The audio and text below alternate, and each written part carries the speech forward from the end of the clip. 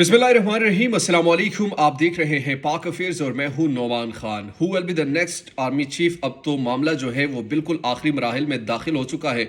हुकूमती हलकों की जानिब से अब समरी उन तक पहुंच चुकी है और अब प्रेसिडेंट आरिफ अलवी को वो पहुंचाने की कोशिश करेंगे। क्या प्रेसिडेंट आरिफ अलवी हुकूमत की भेजी गई समरी पर दस्तखत करेंगे या नहीं करेंगे, इस पर भी हम बात करेंगे। साथ ही साथ मैं आपके सामने रखूंगा कि जो इस वक्त मौजूदा सूरत हाल में हुकूमत के जो काम पे टांग रही थी उसकी बुनियादी तौर पर वजह क्या थी। और हम ये भी आपको बताने वाले हैं कि नवाज शरीफ बुनियादी तौर पर जो पाकिस्तान से इस वक्त भगोड़ा बनकर लंदन जाके बैठा हुआ है, वहां पर वो कभी कैफे में हमें नजर आते हैं, वो कैप पहना हुआ होता है, बिल्कुल जिस तरीके से नहीं होता जो एक ज़माने में सिसिलियन माफिया का जो सरबराह नहीं होता, बिल्कुल ऐसी अपनी हुलिया बनाकर पाकिस्तानी अदालतों को ये बावर कराया कि देखो एक ही शख्स हूं लेकिन तुम मेरा कुछ नहीं बिगाड़ सकते, एक ही शख्स हूं, तुम्हारी अदालतें, तुम्हारा आइन, तुम्हारा दस्तूर, तुम्हारा कानून, ये सब कुछ रूंध कर चला गया मगर तुम कुछ ना कर सके। वो ये बता रहा है वहां से, और ये कैप पहनकर खासकर उन लोगों को बता रहा है कि जनाब देखिए,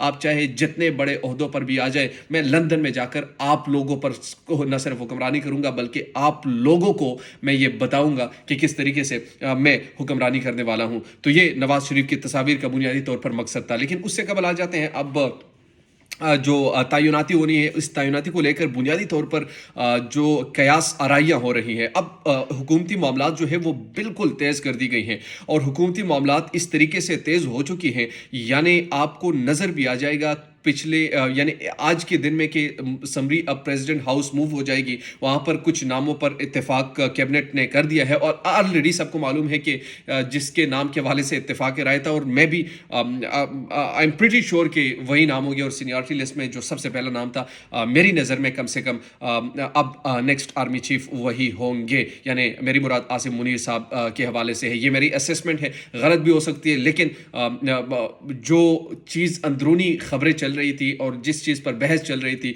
अब उन तमाम चीज़ों को ख़त्म करने के लिए ये कहा गया कि बस अब जाने की बातें जाने दो और वो समरी में नाम दाखिल कराया। अब आने वाले दिनों में हमें नज़र भी आ जाएगा बाकायदा तौर पर। तो ये एक चीज़ तो क्लियर हो गई। अब प्रेसिडेंट आरिफ अलवी इस हवाले से क्या कर सकते हैं? सदर आरिफ अलवी के हवाले से ये भी है, और बिलावल भुट्टो ने भी कहा था कि अगर इस मरतबा कोई एडवेंचर करने की कोशिश की तो इनको भुगतना पड़ेगा। अब क्या कर सकते हैं प्रेसिडेंट आरिफ अलवी? अगर 14 रोज़ तक बिला किसी मतलब उनसे तो आप रीजन भी नहीं कर सकते कि 14 दिन तक अगर वो किसी समरी पर दस्तखत भी ना करे तो आप उसे ये तक नहीं कह सकते कि मतलब आपने ये दस्तखत क्यों नहीं की, ये प्रेसिडेंशियल पावर उनके पास मौजूद है।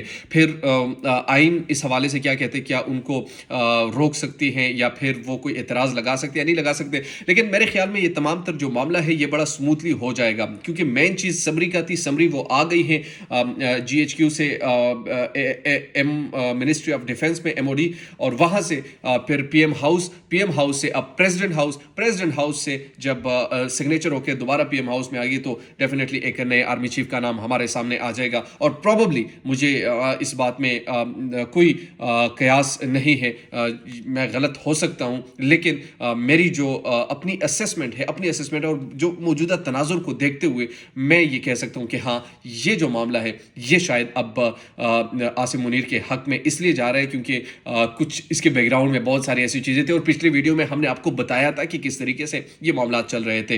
तो नवाज शरीफ वहाँ लंदन से बैठकर ये मैं कह सकता हूँ कि वो समहाउ जीत चुका है इस बैटल को टू इलेक्ट और ऑन आर्मी चीफ। हालांकि ये मैं आपको कंफर्म बता दूं कि आर्मी चीफ किसी एक का नहीं होता, वो मुल्क का होता है, और वो इदारे के लिए उससे बढ़कर कोई भी नहीं है। चाहे नवाज शरीफ सेलेक्ट करे, इमरान खान सेलेक्ट करे, वो सबसे पहले अपने मुल्क को देखता है, और आसिम मुनीर साहब भी वही करेंगे। अगर नवाज शरीफ ये खुशफहमियाँ रख रहे हैं कि किसी आर्मी चीफ, मेरे ख्याल में अब वो दौर चला गया है, अब वो नहीं करते होंगे। और जिसने भी ये काम किया, जिसने भी जिसकी फेवर की, तो वो आखिर में उनका क्या हाल हुआ वो हम सब ने देखा, माजी में भी देखा, अब भी देख रहे हैं, और अगर आने वाले दिनों में अगर ऐसा ही कुछ हुआ तो हम उस वक्त भी फिर देखेंगे। इसलिए ज़रूरत इस अमर की है कि जनाब हमें इस वक्त की मौजूदा सूरत हाल पर फोकस करना चाहिए कि इस वक्त जो तनाजुर है उसमें हम किस जानिब बढ़ सकते हैं और किस पाकिस्तान को स्टेबल हम किस तरीके से कर सकते हैं, ये हमें सोचना चाहिए, बजाय ये कि हम ये सोचें कि कौन आर्मी चीफ। यानी हमने इतना बड़ा मसला इस चीज़ का बना लिया और पाकिस्तान پاکستان میں 3 مہینوں سے ایک چیز ڈسکس کی جا رہی ہے، پاکستان میں غریب مر رہا ہے، گل رہا ہے، سڑ رہا ہے، کوئی پوچھنے والا نہیں ہے، اکانومی کی سچویشن جو ہے وہ ورسٹ سے ورسٹ ہوتی چلی جا رہی ہے، مگر کوئی پوچھنے والا نہیں ہے، غریب مر رہا ہے، متوسط طبقہ جو ہے ان کے ہاتھوں سے چیزیں نکل رہی، مگر نہیں، آرمی چیف پاکستان کا سب سے بڑا مسئلہ ہے، خدا را پاکستانی قوم پر رحم کیجیے اور پاکستانی قوم کو سکھ کے سانس لینے دیجیے۔ نعمان خان کو پاک افیئر سے اجازت، اللہ نگہبان۔